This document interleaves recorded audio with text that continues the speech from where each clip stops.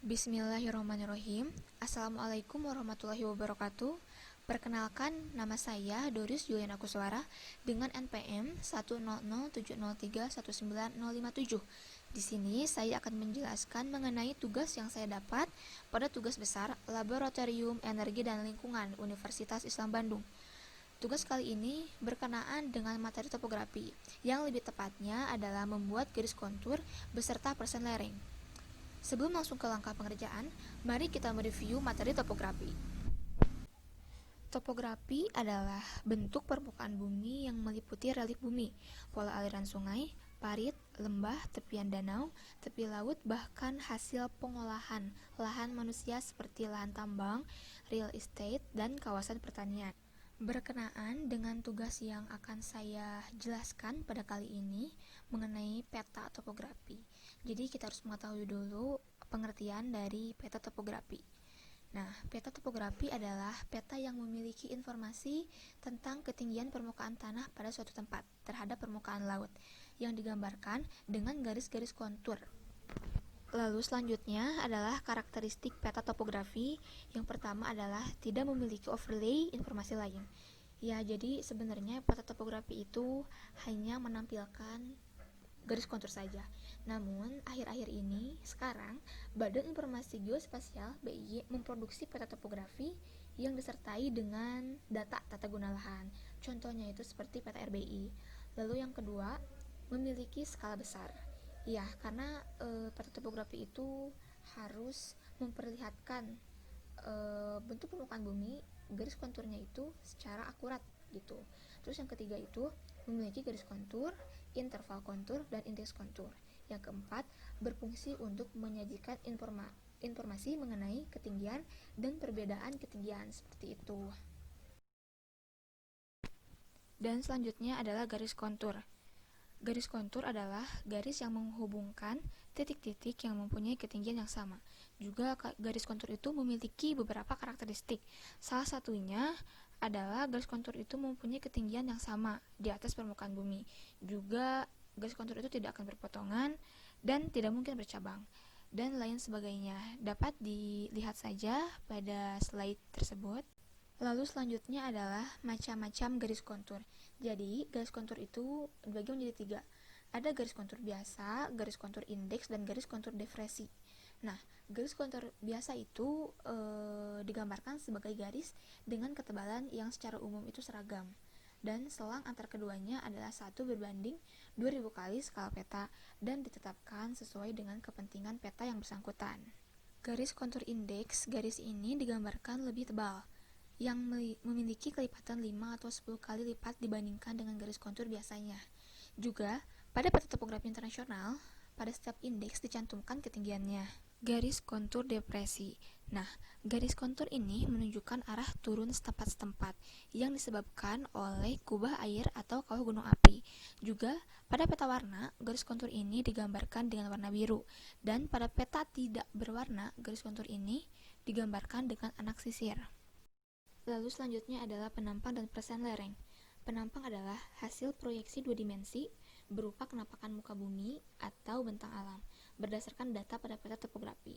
Nah, penampang ini dibuat dengan memproyeksikan titik potong kontur dan garis penampang pada ketinggiannya. Juga, persen lereng disajikan dalam bentuk peta kemiringan yang dinyatakan dalam persen lereng. Nah, fungsinya adalah untuk menentukan persen lereng dalam pembukaan lahan untuk penentuan teknik pengelolaan lahan agar tetap stabil dan produktif. Selanjutnya, contoh bentuk bentang alam. Nah, bentuk bentang alam itu ada morfologi kubah, bentuk cekungan, dan lereng. Nah, jadi morfologi kubah itu dapat dilihat ya bahwa garis konturnya itu membentuk suatu bulatan.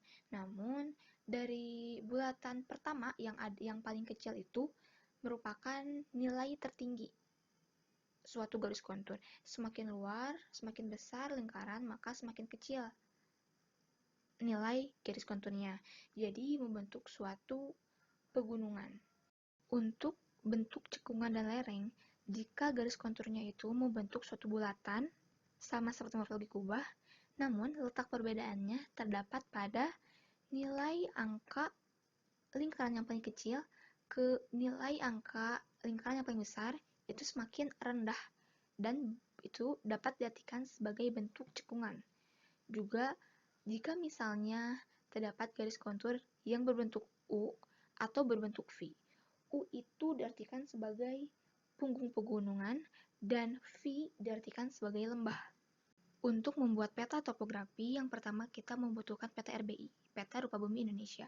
Nah, setelah kita mempunyai peta RBI, kita memilih 10 titik elevasi yang ada di peta RBI tersebut, seperti yang saya tampilkan sekarang ini. Lalu selanjutnya, titik-titik tersebut ditarik garis sehingga membentuk suatu segitiga. Nah, hal tersebut dikatakan sebagai triangulasi. Dan ini merupakan beberapa titik elevasi yang saya pilih, yang saya plot pada peta RBI. Selanjutnya adalah menentukan jarak kontur dan jarak sisa. Nah, ada beberapa rumus. Yang pertama, jarak kontur itu rumusnya IK per BT dikali JP, dan interval kontur rumusnya 1 dibagi 2000 dikali skala, dan jarak sisa NX dibagi IK dikali dengan JK. Pada perhitungan saya tidak menggunakan jarak sisa, karena setiap titik elevasinya itu bernilai genap. Setelah menentukan jarak kontur, maka tarik garis kontur sesuai dengan titik-titik kontur tersebut yang telah kita buat. Dalam peta ini, terdapat garis mayor dan minor untuk menandakan nilai ketinggian kontur permukaan laut. Garis minor diberi garis tipis, dan garis mayor diberi garis tebal. Garis tebal tersebut menunjukkan tingkat elevasi atau ketinggian kontur dari permukaan laut. Pada peta, garis mayor dan minor ini memiliki jarak 5. Dan ini merupakan penampang AB, dan juga ini penampang CD. Ini adalah gambaran pembuatan peta penampang A ke B. Nah, apa sih bedanya penampang AB dan CD? Penampang AB itu dibuatnya itu secara horizontal. Jadi peta topografi yang tadi itu dipotong secara horizontal, dan jika penampang CD, peta topografinya itu dipotong secara vertikal seperti itu. Selanjutnya, membuat persen lereng. Nah, ini adalah salah satu data perhitungan saya tentang perhitungan persen lereng. Dapat dilihat di hasil perhitungan yang telah saya lakukan bahwa peta pada herang ini didominasi oleh hijau muda, yang dapat diartikan bahwa hijau muda adalah lereng landai. Lalu selanjutnya adalah interpretasi. Berdasarkan peta topografi yang telah saya buat yang bersumber dari peta RBI pada herang, didominasi oleh bentang alam yang berbentuk lereng landai. Dilihat dari data pengerjaan, peta topografi setiap triangulasi ini memiliki garis kontur yang tidak terlalu rapat, di mana kondisi tersebut diartikan kemiringan permukaannya itu landai. Ini terdapat garis mayor dan minor sebagai tanda nilai ketinggian kontur permukaan laut. Garis minor ini diberi dengan garis tipis, dan garis mayor ini diberi dengan garis tebal. Pada peta, garis mayor dan minor ini diberi jarak 5. Dari hasil perhitungan saya menunjukkan bahwa keadaan lerengnya ini landai, atau biasa disebut dengan lereng landai, dengan rentang lereng berkisar antara 8-15%.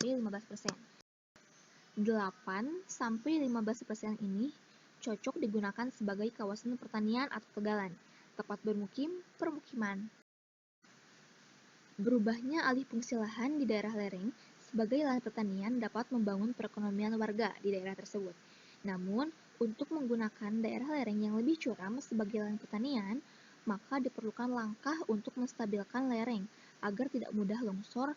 Salah satunya adalah dengan terasering, karena daerah pada herang ini didominasi oleh formasi batuan jampang yang zona kerentanan tanahnya ini menengah, terutama pada kelerengan 5-15%.